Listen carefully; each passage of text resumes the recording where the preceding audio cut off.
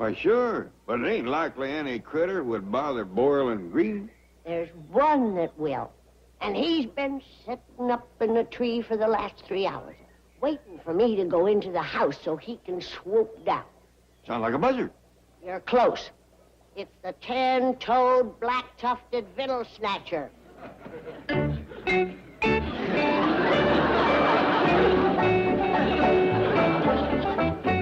Here's your water, Granny. Oh, thank you, darling. Just pour it in the pot. Come on down from there, Jethro. Can't hear you, Uncle Jed. I got chores for you. I didn't hear that neither. Well, I got a trick that'll get him down. Well, good. Go to it.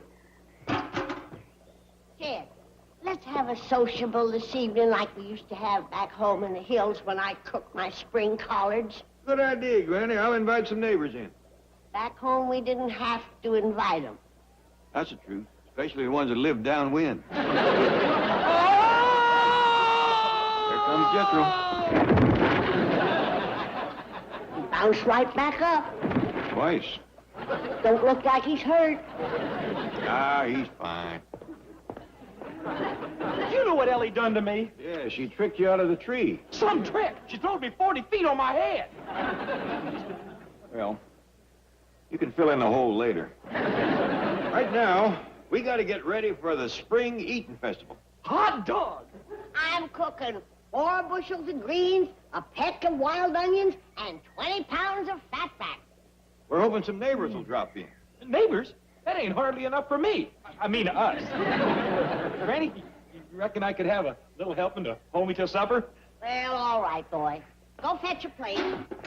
Here, just fill this. Yeah, here. Let you have it. Chief, are you serious? You're letting Mrs. Drysdale sell the house? A prospective buyer is coming this morning to look it over. But you live right next door to the Clampetts. I can't picture you ever leaving. Well, I promised Margaret if she'd stick it out for 7 years, I'd let her sell the house. And I am a man of my word.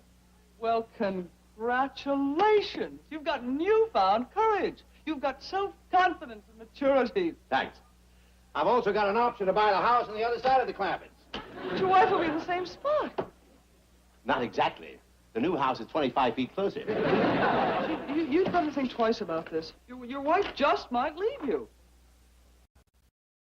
Hadn't thought of that.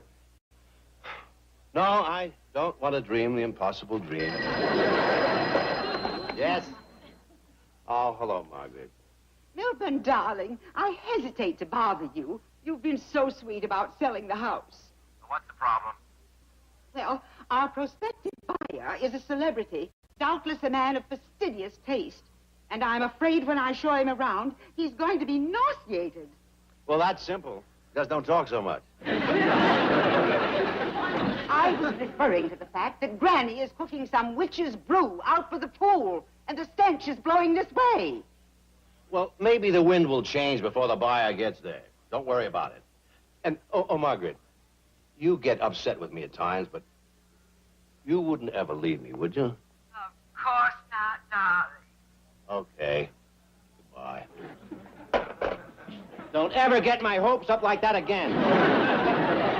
Chief, if I may ask, who is the prospective buyer? The famous entertainer, Pat Boone. Pat Boone, how marvelous! You know him? Well, not personally, of course, but I understand he's a perfectly charming man. Tremendously talented and yet modest and unassuming. In short, a fine human being as well as a great artist. Never mind that. I want to know about the important virtues. He got money. Where does he bank? Chief, has it ever occurred to you, have you ever entertained the thought that there just might be something in this world more important than money? Of course. I not only entertained the thought, I mentioned it to my father. I said, Dad, there must be something in this world more important than money. That's when I grew the mustache. Why a mustache? To hide the scar. He hit me right in the mouth. Welcome.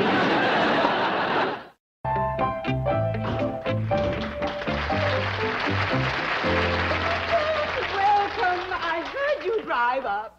I'm Mrs. Drysdale, and I know you're going to adore my lovely home. Do come right in, Mr. Boone. I'm Mr. Boone's manager, Mr. Tucker.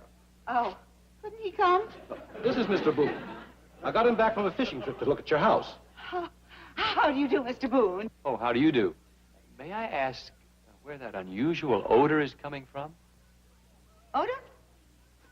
Oh, you must mean the exotic orchid fertilizer. My next-door neighbor is an orchidist.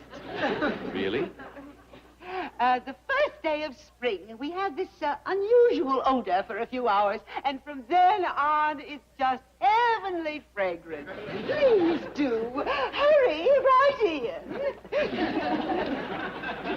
Doc, you go ahead. I'm going to find out who's cooking those collards and fatback. Is that what that odor really is? Man, that odor's perfume to me. I haven't smelled anything that wonderful since I left Nashville.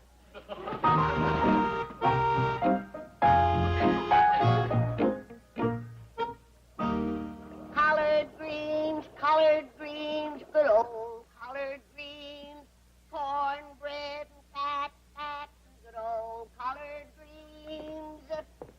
Collard greens, good old collard greens, cornbread and fatback, and good old collard greens. Where did you come from to know that song? Nashville, Tennessee, ma'am. Tennessee. Yeah, and I haven't smelled anything that good since I left Tennessee. Oh, you poor boy. What you been eating? Oh, steak mainly, lobster, prime rib, shrimp. Well, I reckon when you get hungry enough, you can eat anything. What's your name, son? Pat Boone, ma'am. Mine's Granny Moses. Maybe you'd heard about my doctorate. You're a doctor? Probably the most famous betwixt Bug Tussle and Springfield. Springfield? Did you ever know Red Foley? Did I know Red Foley? He never missed a spring that he didn't come to our house for collards and fatback. Ha ha, that's great. How long you been here in California? 7 years. When did you leave Tennessee? Oh, 15 years ago. What you been doing all that time? Singing, mainly. Oh. No steady work, huh? Well, who's this young fella? His name is Pat Boone, Jed. Smell my collards cooking and come a-running. Oh, glad to have you, son. Where you from? Tennessee. By doggies, I've known Granny's collars to pull them in from a long way off, but this is a new record. He was in the neighborhood when he smelled them, Jed. I figured as much, Granny. Excuse me. Would you like to stir? Oh, I'd love to. He's a drifter, Jed. Left home 15 years ago and ain't had a steady job since. Ain't had a decent meal neither, poor boy. Well, let's offer to take him in. Maybe we can help him get work. Good. Son, we got a fine big house here with plenty of room. We'd be pleased to have you stay with us. Oh, I sure do thank you, but I've got a place to stay. Now, don't be proud, Pat. Sleeping in freight yards can be dangerous. I promise you, I'm not sleeping in freight yards. Well, then, how about dropping around about sundown and having some collards and fatback with us? Now, that I would purely love. You like cornbread and pot liquor? Does a possum like persimmons? Speaking of possum, Granny's going to bake a few for tonight. With sweet taters. Oh, now you're making me homesick. Well, see you tonight. Listen, how can I thank you folks? You got a guitar? Sure. Good. Fetch it along this evening and you can sing for your supper.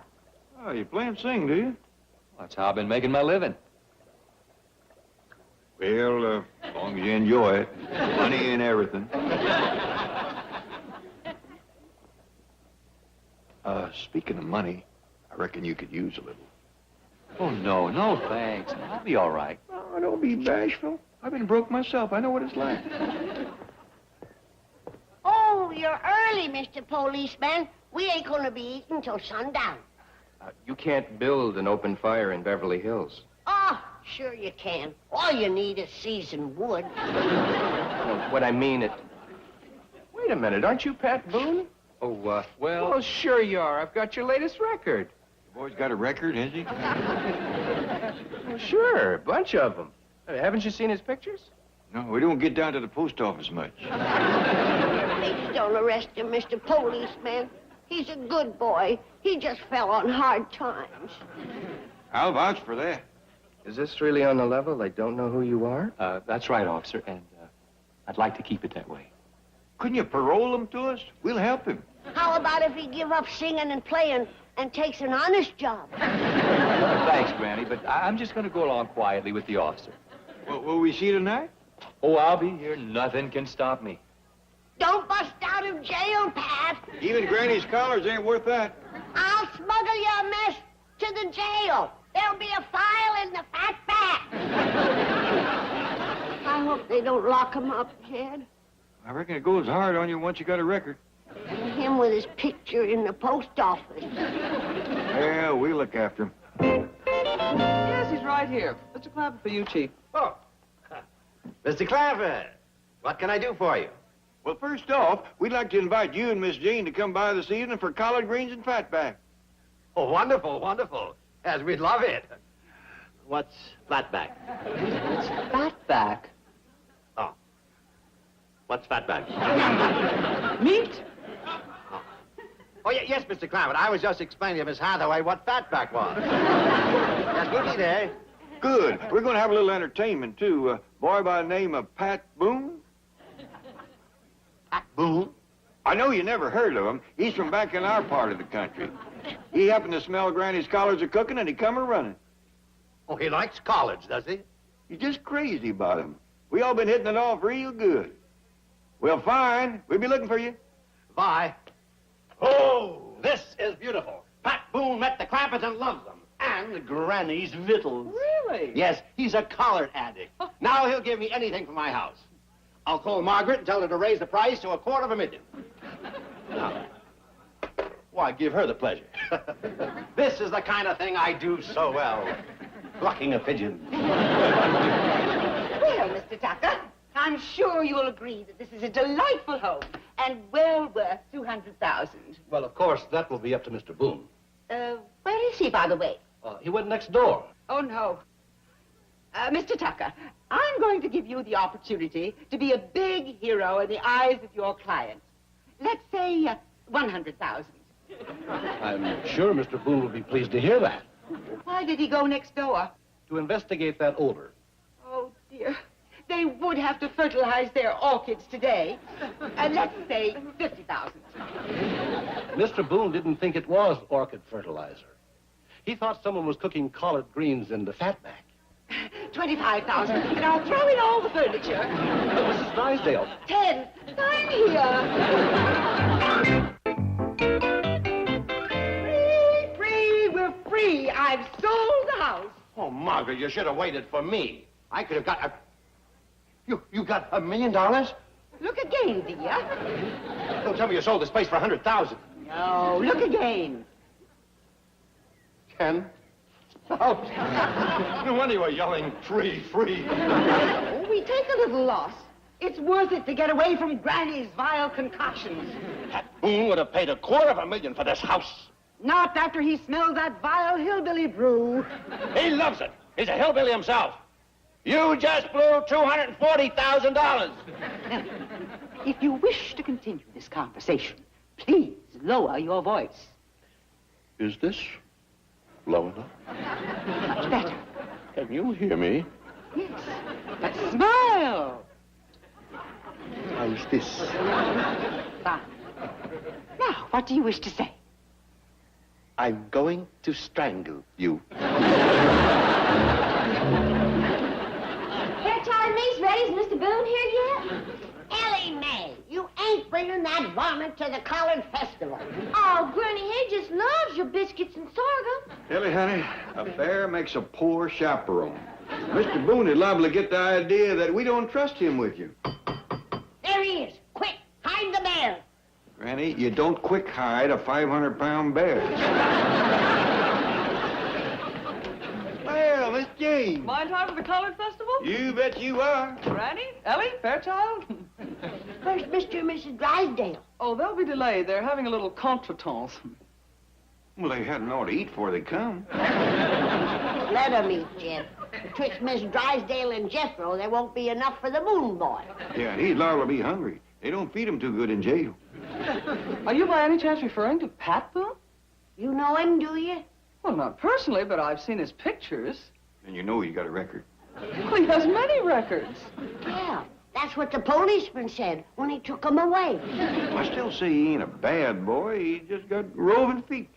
I wonder if he's any kin to Daniel Boone. Well, as a matter of fact, Pat Boone is a direct descendant of Daniel Boone. There you are, Granny. The boy come by it honest. Old Daniel sure had wandering ways. Is it possible you don't know that Pat Boone is famous? I reckon he is, with his picture in every post office and his record in every police station. Jed, Granny? Oh, hi, Miss Jane. Jeffro. Folks is commencing to gather out by the cement pond. Come on, let's go. What about that bear? Well, Granny, if he's kin to Daniel Boone, he won't be scared of no bear. The girl's right, Granny. Come on, let's go. Now, remember, Tuck, these folks think I'm just sort of a singing hobo, and I like it that way. You mean you're going to sing for nothing? Don't worry, you're going to get your 10% of my collards and fatback. Some deal. Hey, speaking of deals, did you tell Drysdale we're not going to hold him to that $10,000 price? I'll tell him when he gets here. You'll worry. Let him. I read the fine print on that agreement. With the interest he charges, he could still get $200,000 for that house.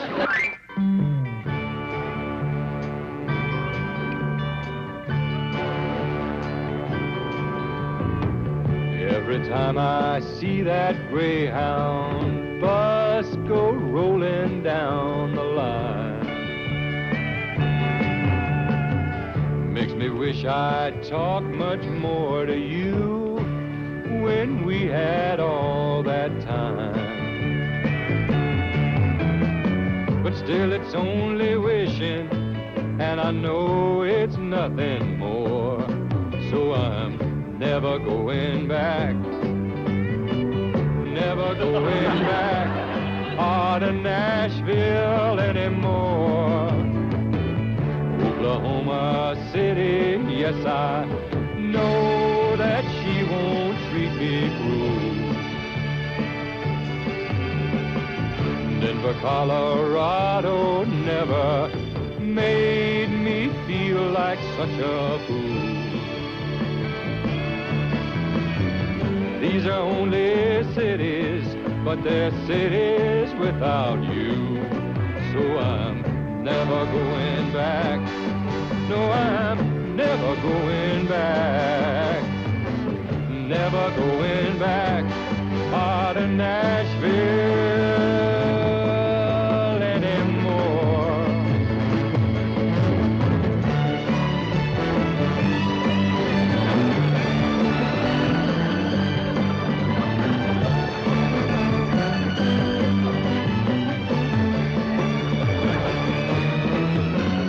These are only cities, but they're cities without you. So I'm never going back. No, I'm never going back. No, I'm never going back to Nashville